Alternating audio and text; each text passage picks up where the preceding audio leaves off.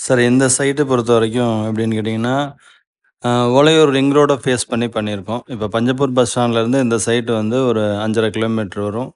அதேமாரி இந்த பக்கம் வந்து பார்த்தீங்கன்னா, ஏர்போர்ட்டுக்கு ஒரு 5 1/2 கிலோமீட்டர் 2க்கும் சென்டர் பிளேஸு.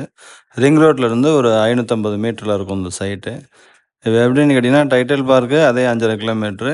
நம்ம ஹெவி வெஹிக்கிள் ட்ராக்கு, அ ஃபுட் பார்க்கு இந்த மாரி இது இல்லாம ட்ரேடு சென்டர் இது எல்லாத்துக்குமே ஒரே டிஸ்டன்ஸ் தான் வரும்.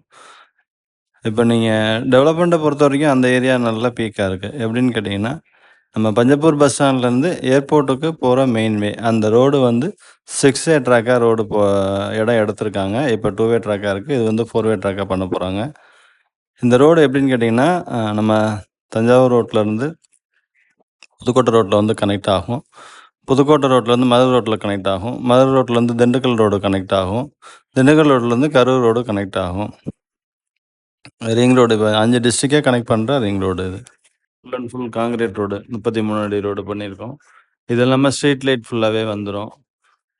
சிசிடிவி கேமரா பண்ணியிருக்கோம். சில்ட்ரன்ஸ் பார்க் ஃபுல்லாவே டெவலப் பண்ணியிருக்கோம். ட்ரீஸ் வச்சு நல்லா அம்யூனிட்டீஸ் நல்லா பண்ணியிருக்கோம். சைட்ட வந்து நேர்ல பாருங்க. ஃபியூச்சர் வந்து எக்ஸ்ட்ரீமான லொக்கேஷன் இது. இப்ப ஆல்ரெடி ஃபுல்லாவே ரெசிடென்ஷியல சுத்தி தான் அந்த ப்ராஜெக்ட்டே இருக்கு.